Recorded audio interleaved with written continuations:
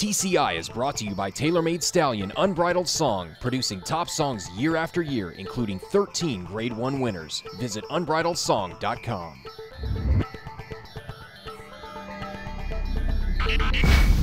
Welcome back to TCI, your inside track to the Triple Crown. I'm John Siegel alongside Joel Cunningham. And last week's show, we mentioned that there were 4 horses in the Lexington who could keep their Derby dreams alive with a win in the Lexington Stakes. Joel, none of those horses even hit the board. Instead, all squared away. The longest shot on the board wins the Lexington. Did you have him? No, I didn't have him, but hey, but listen, Ed DeRosa had him. Congratulations, Ed. I don't know how you did that, but I saw on Twitter that he picked him. Let's clarify. Ed posted on Twitter prior to the race that he was going to bet the horse. Right. He obviously picked Morgan's Gorilla, who didn't run as well from the rail, backed up out of there pretty readily like Castaway did, but good for Ed to get on this 70-1 shot. That's a heck of a payoff on a win wager for a horse that Wesley Ward trains. But I mean, John's the longest shot on the board, and it wasn't even really a fluke. He won comfortably. Now we know it was cold, got a little wet weather, which I think does affect the poly track. They say it's an all-weather track, but I think it does affect, maybe pack it down a little bit and maybe change the way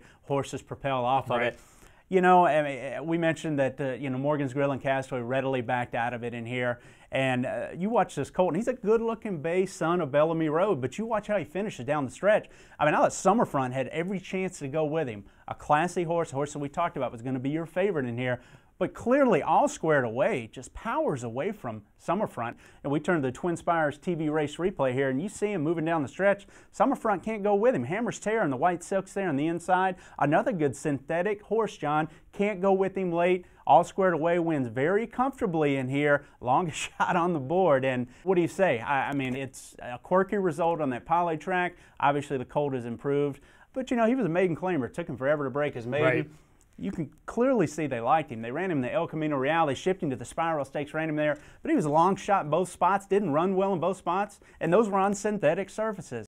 I don't know, maybe Wesley Ward was that big of a trainer move up. Well, let's see what happens with all these horses, see if any of them move forward, because right now connections say they don't know what that next step is going to be. Right. But Joel, let's move now to the Jerome. It's the race that we said could have Preakness implications. Joel, we see the favorite in here, the Lumber Guy, win this race. Brigand had a little bit of bad racing luck, got stepped on, lost a shoe. Could we see both of these horses in the Preakness? In a chaos scenario, I think you might, could see a couple of these horses out of this field back in the Preakness, especially the Lumber Guy, because a lot of people have the preconceived notion that at Pimlico, speed's going to carry a little better, but it all depends on who decides to come over. I think the more prudent move would be to keep him around one turn, pointing for the Peter Pan, which is a week after the Preakness, keep him there in New York. I think that's what they're going to do with Brigand, who you mentioned did run well after losing a shoe, but I thought clearly the Lumber Guy was the horse to beat, but he also got a very comfortable and easy lead, and you're not going to catch that type of horse in a one-turn mile when you give him that sort of advantage up front. All right, you mentioned speed carrying, Joel. Let's talk about a horse that is now confirmed for the Derby. It's Triniberg. Joel, this horse is obviously a sprinter. It changes everything now for the pace scenario in the Kentucky Derby. It absolutely does, John, because I just don't see how this horse stretching out from as brilliant as he is. I mean, his natural cruising speed, they don't ask him to go the lead. He naturally breaks out of the gate, and you watch Willie Martinez, this horse with his own gait gets himself on the lead around one turn through some brilliant splits. I don't see how they're going to keep him off the lead in the Derby. They can try to rate him or say they're going to rate him all they want, and I'm not saying they've said that. I think he's clearly going to go the lead just on his natural high cruising speed, John, and set a pretty aggressive pace in the Derby. And I do think it changes everything. We've talked about it. It looked like they were going to skip. Now they think that there is an advantage in running in the race or at least taking a shot. I tell you what, he's an exciting addition from that standpoint. He will change the complex of this race. All right, another horse that's likely to run now. They shipped him over. It's Liaison. They say they're going to see how he trains over the surface. Yeah. I can't see the connections not running if they bring him over, unless he just trains terrible. I know he didn't breeze well last week, but Joel, what do you think? Yeah, Liaison, John's a horse that obviously is a Grade 1 winner too, so he has the graded earnings. And you know what? The Zetchers want to run this colt, so he was put on an airplane along with Painter, and they arrived at Churchill Downs on Monday. Now, Painter, interestingly enough, is going to run in the Derby trial, but Liaison, he's just so out of form right now. He's going to be a big long shot, but they do want to run him. Interesting tidbit, Painter outworked him by 5 lengths last weekend at Santa Anita. Right. So we know Painter's really talented, but Liaison clearly not in good form. All right, Joel, another horse I wanted to talk about here is coming off of the Derby trail, and that is Jerome. They tried to save this horse and not run him into Lexington, thinking that they would take that gamble. He unfortunately breaks down in a workout at Calder off the Derby trail. Well, it's disappointing. Anytime you see a connection, do the right thing for the horse. You know, they didn't want to rush him back after the Florida Derby, and they were thinking about getting graded earnings in Lexington to get into the Derby, but it was going to work out for him. The horse was going to make the Derby field, so they decided to leave him in South Florida and work him.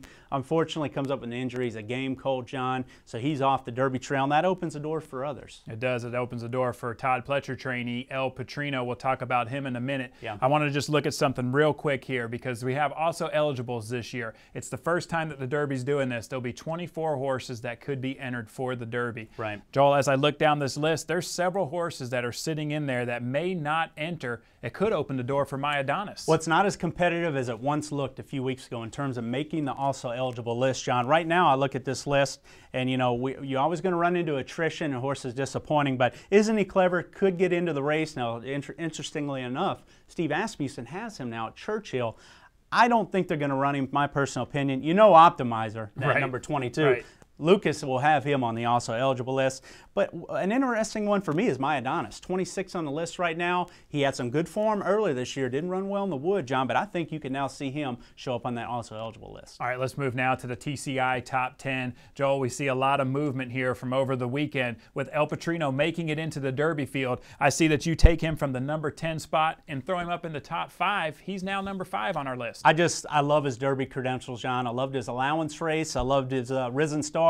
And I think maybe he bounced off that last time out. I'm willing to give him a pass because of the speed bias track he was up against that day and the fact that he may have bounced. I just think this colt is a top 5 Derby contender because of his style, and he's going to like a fast track, or he's going to like it if it comes up a little sloppy like we've seen in Louisville in years past. So Right. I just think he fits this race, especially with Triniberg in there now assuring a good pace. All right, one more thing I want to talk about. I see you dropped Alpha below I'll Have Another. Right. What's up with that? Well, I'll Have Another is a colt that I've been slow to warm up to, John, and I've questioned his spacing between races, but ever since he won the Santa Anita Derby now, he did get a great trip that day.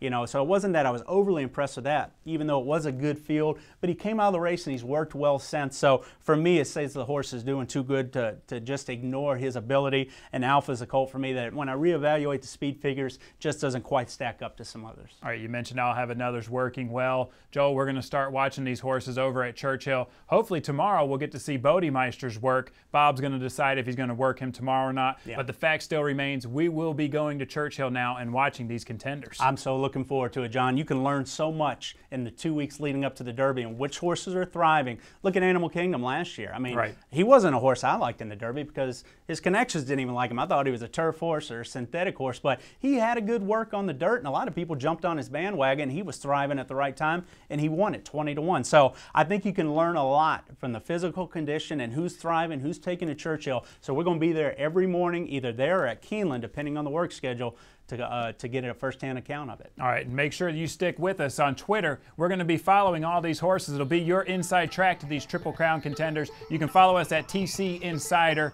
Just make sure you come back on Thursday as well. We have a special show. Hopefully we have a panel of experts that will be joining us, and we'll also talk about the Derby trial.